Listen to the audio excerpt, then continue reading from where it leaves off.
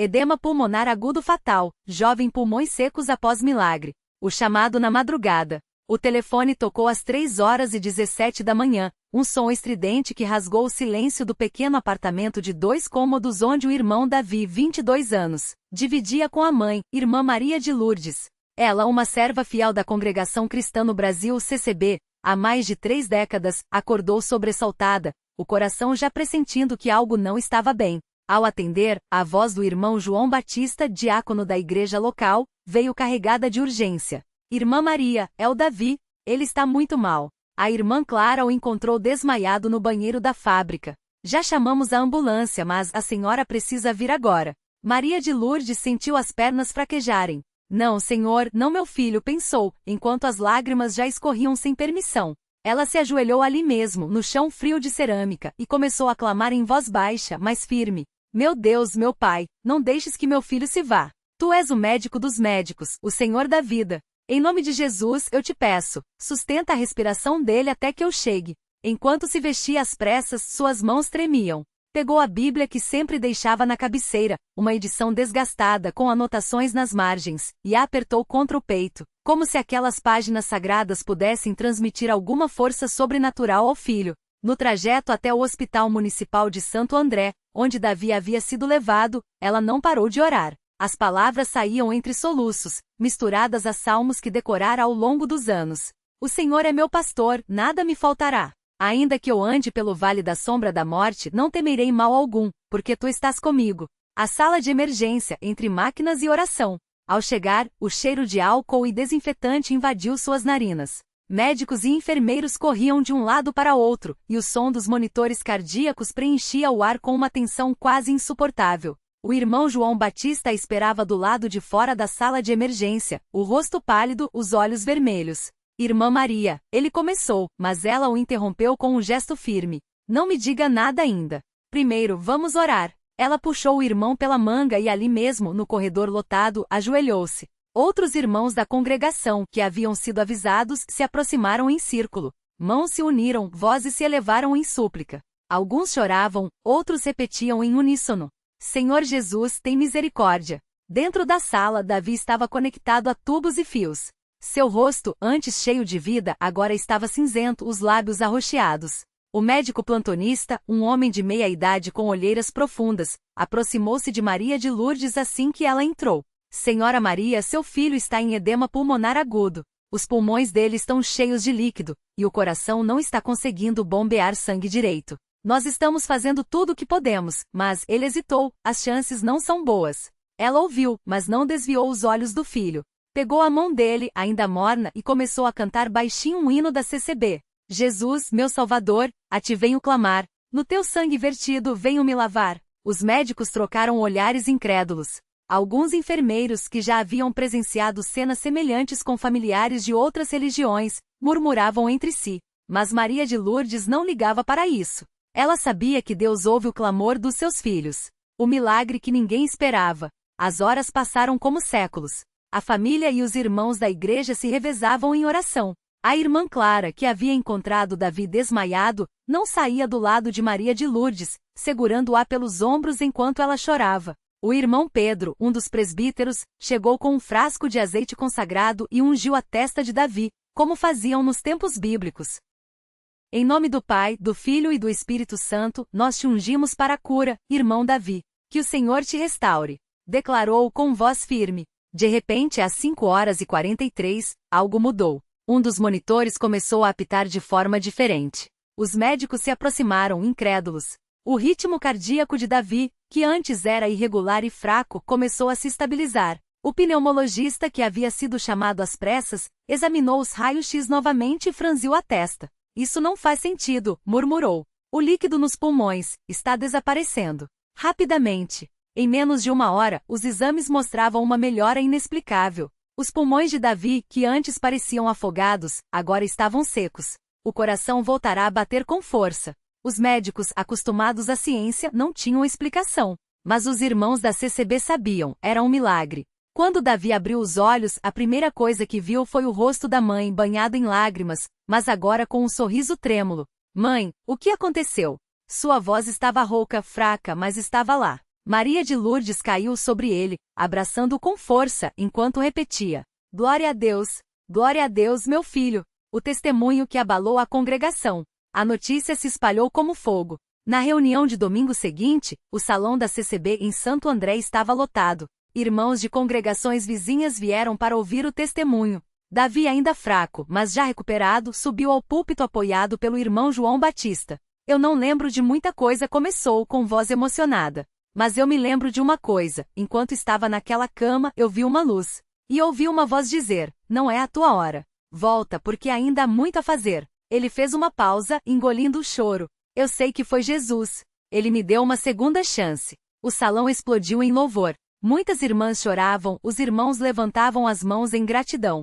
O irmão José, o presbítero mais velho, levantou-se e disse: Irmãos, isto é a prova de que nosso Deus é vivo. Ele ouve, ele age.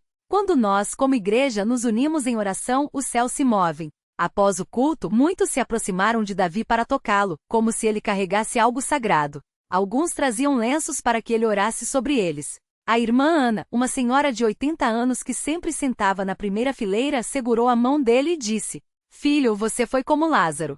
Deus te chamou de volta para um propósito.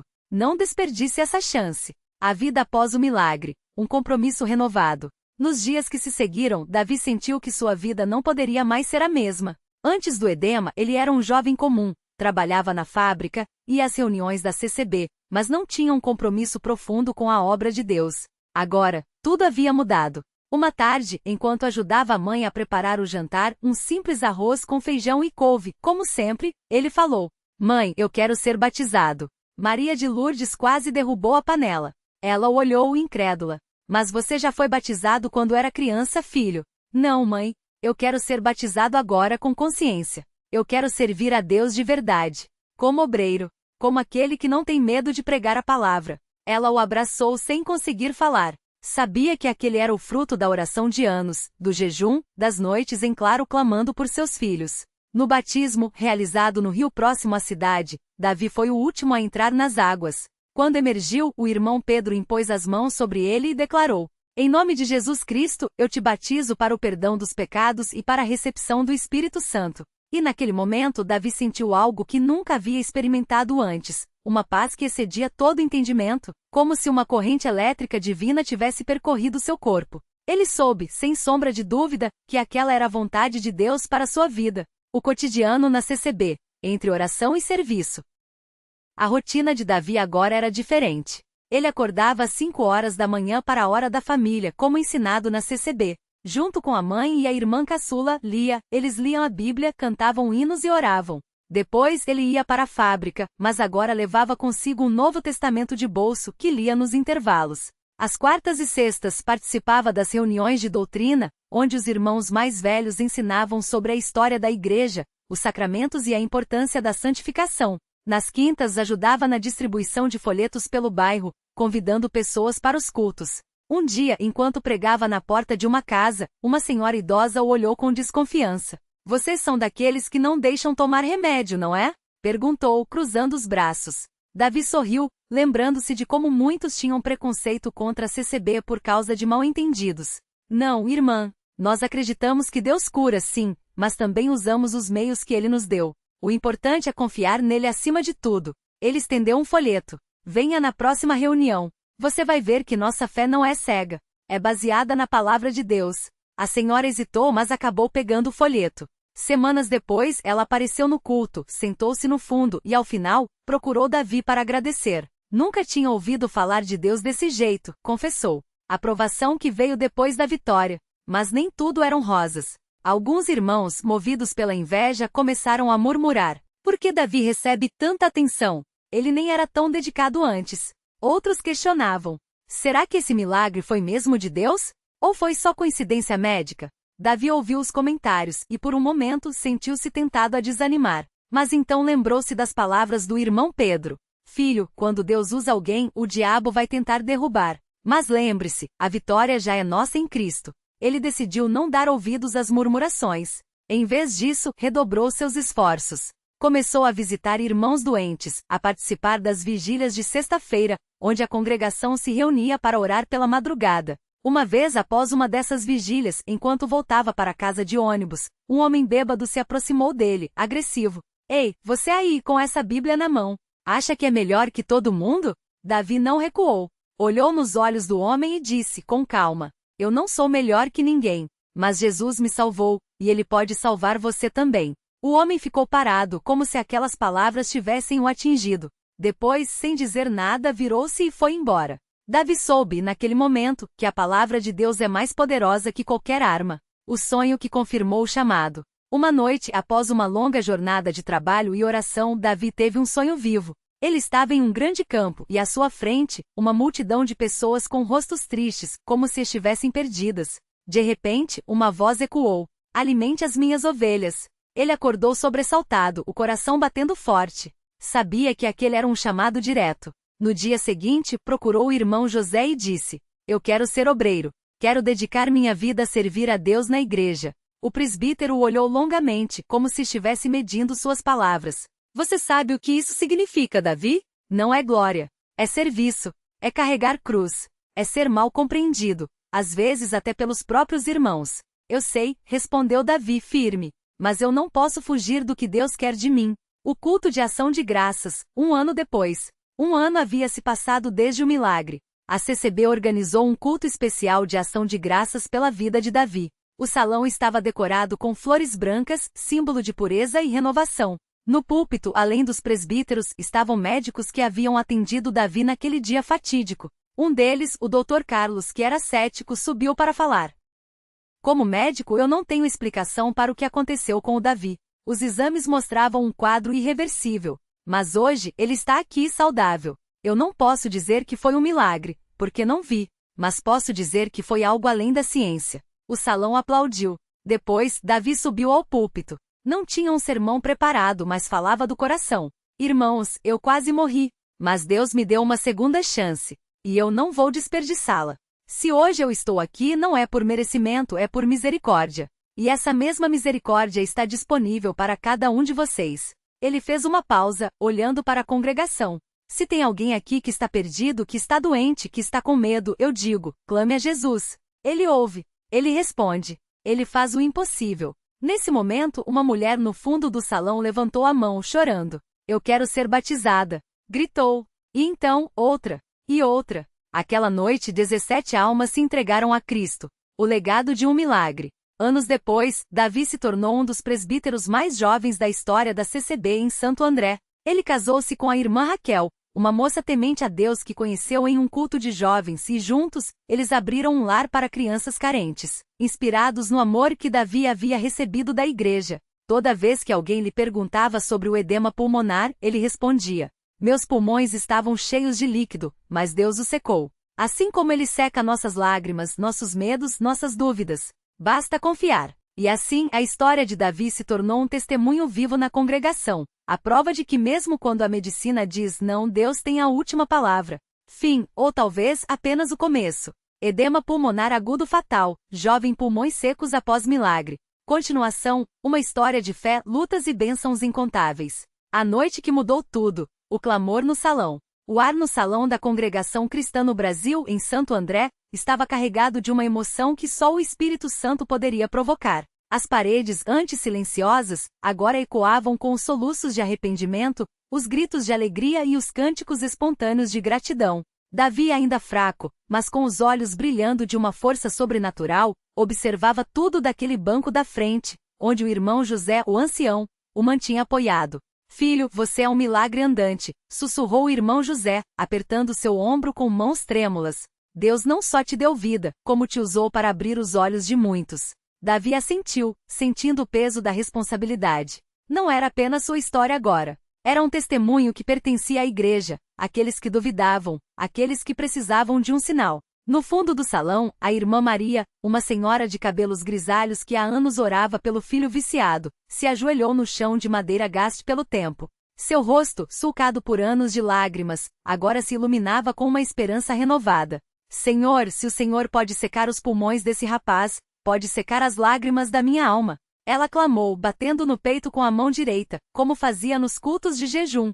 Ao seu lado, o irmão Pedro, um homem rústico, ex-alcoólatra que trabalhava na construção civil, ergueu as mãos grossas, marcadas por calos e cicatrizes. Eu também quero, meu Deus. Tira esse vício de mim, como tirou a água dos pulmões dele. E então, como uma onda, o espírito moveu-se. Não foram apenas 17 batismos naquela noite. Foram vidas transformadas. O irmão João, que há meses faltava aos cultos por vergonha de sua recaída no jogo, se levantou tremendo e confessou seu pecado diante de todos. A irmã Ana, uma jovem que escondia uma gravidez indesejada, rompeu em pranto e pediu perdão, recebendo não julgamento mas abraços e orações. O presbítero Marcos, um homem severo de poucos sorrisos, olhou para Davi com olhos úmidos. Isso aqui não é culto, irmão. Isso é avivamento. Os dias que seguiram, entre a fraqueza física e a força espiritual. Nos dias seguintes, Davi ainda lutava para recuperar as forças. Seus pulmões, agora livres do líquido que quase o sufocou, ainda doíam a cada respiração funda. Mas sua alma parecia mais leve do que nunca. Sua mãe, Dona Clara, não o deixava sair da vista. Toda manhã, antes do sol nascer, ela acendia a lamparina na cozinha e preparava um chá de boldo com mel, como fazia quando ele era criança. Meu filho, você é um milagre, mas ainda é humano, ela dizia, passando a mão em seu cabelo úmido de suor. Deus te curou, mas a comida é que vai te fortalecer. Davi sorria mesmo quando a dor no peito apertava. Ele se sentava à mesa de madeira, onde a Bíblia aberta em Salmo 118 ficava ao lado do prato de pão com manteiga. O Senhor é a minha força e o meu cântico. Ele se tornou a minha salvação, ele lia em voz baixa, sentindo cada palavra como um bálsamo. Mas não eram só momentos de paz. Às vezes à noite, ele acordava ofegante, revivendo a sensação de afogamento. Nessas horas, ele se ajoelhava ao lado da cama e orava até o medo passar. Senhor, se o Senhor me tirou da morte, por que ainda sinto medo? E a resposta vinha não em palavras, mas em uma certeza profunda, porque a fé não é a ausência do medo, mas a vitória sobre ele. O reencontro com o médico, isso não tem explicação científica. Uma semana depois do milagre, Davi foi chamado para um retorno no hospital. O Dr. Renato, o médico que o atendeu na emergência, estava visivelmente abalado. Davi, ele começou, olhando para os exames na tela do computador. Isso não faz sentido. Os raios-x mostravam pulmões completamente limpos. Nenhum vestígio de edema. Nenhum sinal de sequela. Você deveria estar em UTI, ou o médico engoliu em seco. Ou em um caixão. Desculpe a franqueza, mas é a verdade. Davi sorriu. Doutor, eu não estou aqui por causa da medicina. Estou aqui por causa de Deus. O médico, um homem cético, cruzou os braços. Você acha que Deus escolhe quem vive e quem morre? Davi respirou fundo. Não sei por que ele me escolheu, doutor, mas sei que ele tem um propósito. E se o Senhor quiser, posso te contar como isso aconteceu. O Dr. Renato olhou para o relógio, depois para Davi. Tenho 5 minutos. E assim, no pequeno consultório do hospital, entre o cheiro de álcool e o zumbido das máquinas, Davi testemunhou. Quando terminou, o médico estava pálido. Eu não sei o que dizer. Ele passou a mão pelo rosto. Mas se isso é real, então eu preciso repensar muita coisa. Antes de sair, o Dr. Renato anotou algo em um papel e o entregou a Davi. Esse é o endereço da minha igreja. Ou, do lugar onde eu ia. Não sei se ainda vou. Ele hesitou. Mas se isso que você disse é verdade, talvez eu deva dar uma chance. Davi guardou o papel no bolso, sorrindo. Deus está te esperando, doutor. Ele só quer que você dê o primeiro passo. O cotidiano na CCB, entre cultos, visitas e a luta pela fé. A vida na congregação cristã no Brasil não era feita só de milagres espetaculares. Era feita de pequenas coisas que juntas formavam uma tapeçaria de fé. As manhãs de sábado eram dedicadas à limpeza do templo. Davi, mesmo fraco, se juntava aos irmãos para varrer o chão, passar pano nos bancos e polir o púlpito de madeira escura. Enquanto trabalhavam, cantavam hinos. Oh, que amigo nós temos em Jesus! As tardes de domingo eram de visita aos enfermos. Davi, agora com uma nova perspectiva, ia com o presbítero Marcos visitar irmãos acamados. Em uma dessas visitas conheceu o irmão Antônio, um homem paralítico há 10 anos, que vivia em um quartinho nos fundos da casa da filha. Irmão, eu já não tenho esperança de andar, Antônio confessou com voz trêmula. Mas se Deus te curou, quem sabe? Davi se ajoelhou ao lado de sua cadeira de rodas e orou. Não houve milagre instantâneo. Não houve cura imediata. Mas quando saíram, Antônio sorria. Pela primeira vez em anos, sinto paz, ele disse. Talvez a cura não seja só do corpo, não é? As noites de quarta-feira eram de culto de doutrina. Davi, agora com uma sede insaciável pela palavra, anotava tudo no seu caderno de capa dura. O irmão José, o ancião, sempre o chamava para ler trechos das Escrituras. A Bíblia não é só para ser lida, Davi. É para ser vivida, ele dizia, ajustando os óculos de arame. E você está vivendo isso. O encontro com Raquel. Deus preparou algo melhor. Foi em um culto de jovens que Davi a viu pela primeira vez. Raquel estava sentada no banco da direita perto do órgão. Seu cabelo castanho estava preso em um coque simples, e ela segurava um inário com mãos que tremiam levemente. Quando cantavam Jesus, doce nome, sua voz se destacava pura e cheia de emoção. Davi não conseguiu tirar os olhos dela.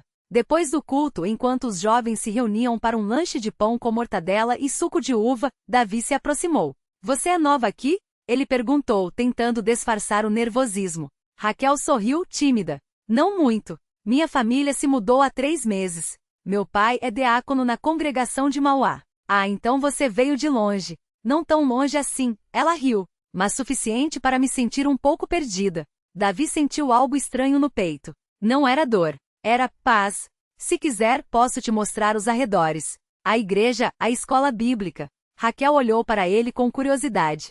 Você é aquele irmão que foi curado, não é? O do edema pulmonar. Davi assentiu, surpreso. Como você soube? Todo mundo está falando. Ela respondeu, baixando a voz. Dizem que foi um milagre. Davi sorriu. Não foi um milagre. Foi um milagre. O milagre de Deus na minha vida. Raquel ficou em silêncio por um momento e então disse. Eu gostaria de ouvir essa história. E assim começou uma amizade que, com o tempo, se transformaria em algo muito maior. O pedido de batismo. Eu quero ser como você. Um mês depois do milagre, Davi estava no púlpito, testemunhando pela 3ª vez naquela semana. Desta vez, era um culto especial de batismos. Enquanto ele falava, o menino de uns 12 anos, magro, de olhos grandes e roupas remendadas, se levantou do banco onde estava com a mãe. Eu quero ser batizado. Ele gritou com uma voz que tremia, mas cheia de determinação. A igreja inteira se virou para olhá-lo. Sua mãe, uma mulher de rosto cansado, cobriu a boca com a mão, os olhos cheios de lágrimas.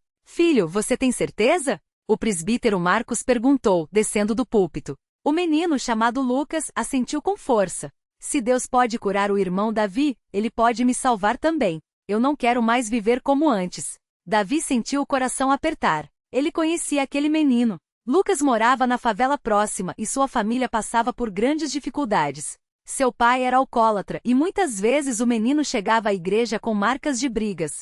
Naquela noite, quando Lucas desceu as águas batismais, Davi seguiu ao seu lado como padrinho. Enquanto o presbítero mergulhava nas águas, Lucas segurou a mão de Davi com força. Não tenho medo, ele sussurrou, porque Deus está aqui. E quando emergiu sorrindo, a igreja inteira explodiu em aplausos e louvores. Aprovação. Porque Deus permite o sofrimento. Nem tudo eram rosas. Um dia, enquanto Davi e Raquel distribuíam cestas básicas para famílias carentes, eles encontraram a irmã Sofia, uma viúva que havia perdido o marido há pouco tempo em um acidente de trabalho. Onde estava Deus quando meu marido morreu? Ela perguntou, com os olhos vermelhos de chorar. Por que ele salvou você e não salvou meu João? Davi não teve uma resposta pronta. Ele se sentou ao lado dela no chão de terra batida e segurou sua mão. Eu não sei, irmã. Não sei por que Deus faz o que faz. Sua voz falhou. Mas sei que Ele não nos abandona. Mesmo quando não entendemos, Ele está conosco. Raquel, em silêncio, abraçou Sofia, e as 3 pessoas choraram juntas. Mais tarde, no caminho de volta, Davi olhou para o céu, onde nuvens escuras anunciavam uma tempestade. Às vezes, a fé não é sobre ter todas as respostas, ele murmurou. É sobre confiar mesmo quando não temos nenhuma. Raquel apertou sua mão. E é por isso que eu amo você, ela disse baixinho. Porque você não finge ter todas as respostas. Você só aponta para Jesus. O casamento, até que a morte os separe, ou até que Deus os una para sempre. 2 anos depois do milagre, Davi e Raquel se casaram em uma cerimônia simples, mas cheia de significado. O templo estava decorado com flores brancas e fitas azuis. O coro cantava Como é feliz o povo, enquanto Davi, de terno escuro e gravata, esperava no altar. Quando Raquel entrou vestida de branco, com um véu que sua mãe havia bordado à mão, Davi sentiu as lágrimas ardendo em seus olhos. O presbítero Marcos oficiou a cerimônia. O casamento não é apenas uma união entre 2 pessoas, ele disse, olhando para os noivos.